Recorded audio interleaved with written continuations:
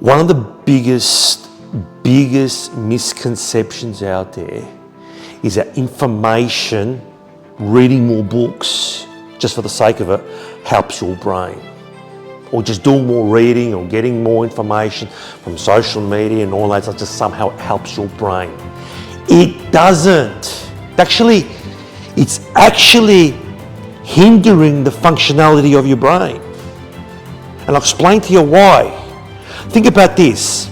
If I overload my computer with too much data, especially data that's really irrelevant and unnecessary, what happens? The functionality of the computer brain slows down. It doesn't function freely as much. It doesn't function creatively as much. It's not doing it fast enough. So then I have to go and spend more money on servers, etc., etc., etc. And the problem with a lot of people is that they think that, I'm reading every day, I'm reading this and I'm reading that, and I'm always on social media, reading so much information. And yes, I'm reading some books, irrelevant books, don't know why I'm reading it. And all of a sudden they're stressed. All of a sudden they've got anxiety and depression and unhappy, and they're gossiping and complaining. And they're talking to their friends about whatever crap they're talking about. It's hurting your brain. Stop it. You don't need to do it. Yesterday I had a really good discussion with one of my students. And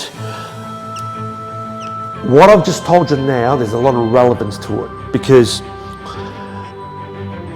absence of an ecstatic desire, or call it a burning desire, or call it a passionate desire, absence of that means that to make yourself feel good, you're going to go and do some reading, or you're going to go and watch a podcast or do something, but it's actually hindering your brain because there's no deliberate purpose.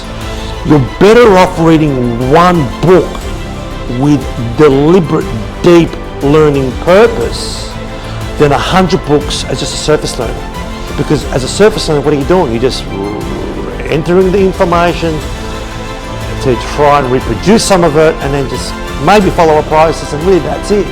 There's no purpose. There's no higher purpose. And so when we don't have that ecstatic desire, that moment of joyfulness, that moment of ecstasy in our body when we're thriving towards a goal, because that's what it feels like. I mean, think about it. Being in the grand final, you're not thinking about some piece of information. You're thinking about trying to win a game. That's what you're thinking about. You're trying to find a way to think about it. It's all actions. And that's what it should be like. Your brain should be like when it's striving towards that ecstatic desire. And so we don't overload our brains with irrelevant information, and we do it. The reason we do it, we're seeking a cheap dopamine hit. We're seeking a moment, say, I've read these 5 books, so now I'm going to talk to my friend about it, and I'm going to go to the party, and I'm going to sound a little bit smart. But really, you're not doing any actions, because it's just information going into your brain. It's not actually promoting your brain. It's not creating a better functionality within your brain. It's just there, and you're adding to it to make it feel good for a cheap dopamine hit, but that's all you're doing. You're not moving much. This is the way you do it. Very simple. Ecstatic desire. So yesterday, one of my students said, Ross, I've got an ecstatic desire, but it's not working. It doesn't work for me. I'm not made out for this. Now, this is a student of mine that is really trying. And so we sat together one-on-one and we had a chat. And one of the things about having an ecstatic desire, and one of the things about the brain, and I'll talk about freeing up the brain in a minute, because we've got to free our brain so the creative mechanism in our brain, the subconscious side of the brain, has a genius creative mechanism. And guess what? You've got it. Everyone's got it. It's the gene. It's in there. But the actions that most people are taking, and that's because of a flawed education system, is hindering. It's it's slowing down that creative mechanism, just like too much data is slowing down the functionality of a computer. So, anyway, going back to yesterday, because I've got no ecstatic desire, but it doesn't seem to be working. So when we sat down and chat, one thing I realized, his self-image of himself is so low. He's got this self-image of himself that is so low of himself. He's already saying, oh, this is not for me, I'm not good enough, I've always failed, my teacher said I was never good enough. All these things that were coming out yesterday. And so when your self-image is low and you don't really trust that you can achieve it, and your self-image is low, guess what? This is not going to work. What we need to do is change our self-image and trust that we will deliver. They're the two things. Increase our self-image. That's easy to do, okay? And then trust. You have to trust that you can do it. You can't half trust. You can't 90%. You have to 100% trust that you can deliver. And that self-image needs to be high. Lift up your self-image of yourself. And there's ways and mechanisms to do that. And that was the problem that he had. And so we solve this, and we're going to solve this. Then he's here. Then the ecstatic desire is there. It's ready to work. And so, again, if you've got an ecstatic desire, but your self-image and trust is not there, well, it's not going to work. I can tell you this right now. And so something as simple as that can change the mechanism and functionality of your brain and the way you then move forward. Now, stick with me.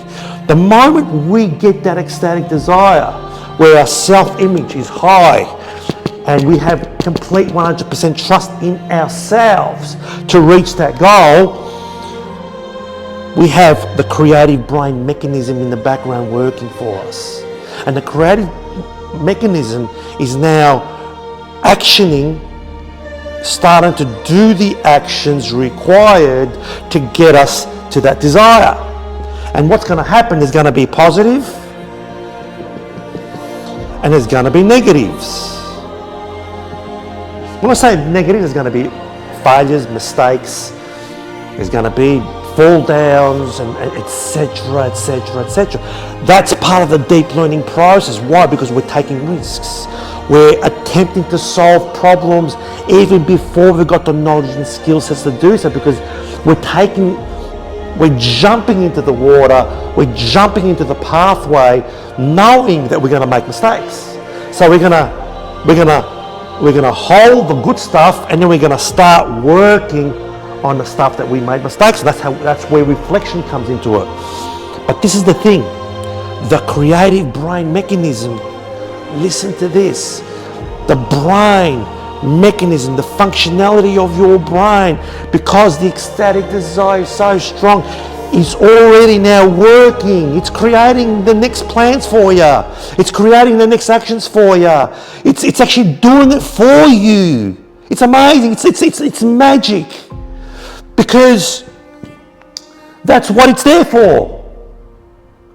And all of a sudden you realize that the means to get you there will just happen.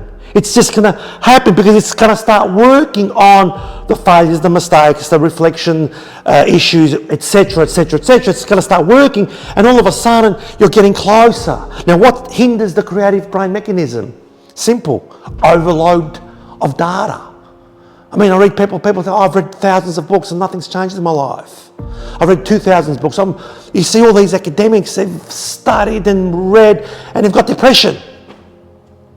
Because it's data overload. People don't even know why they're reading something. Okay? When we're reading something, it's got to be deliberate. So in other words, if I'm chasing an ecstatic desire, and after I've attempted something, and all of a sudden I've realised I've got a skills shortage in somewhere, then I'm chasing, and then I'll read a book or something that I need to help me get to where I want to. And that's where I'm chasing the learning. That's where I'm chasing the information. So when I'm reading, I'm excited. So when I read something, there's a specific reason I'm reading it. It's deliberate. I'm not just getting any book and reading it, because that's data overload and it's hurting the mechanism of your brain, the creative brain mechanism, which is now the most significant area of your brain, given AI automation is dominated and going to continue to dominate. The skill set right now, the skill set for every human brain right now is an operating creative brain mechanism. A mechanism that has the capacity to solve problems in a creative manner. Creative problem solvers are the future of humanity. If you can become a creative problem solver, and this is by freeing your creative mechanism with an ecstatic desire, that's the skill set of a lifetime. This is the skill set right now that you need to master. But it's not just something that you can do overnight. It takes practice. As Steve Jobs said, being creative is a discipline.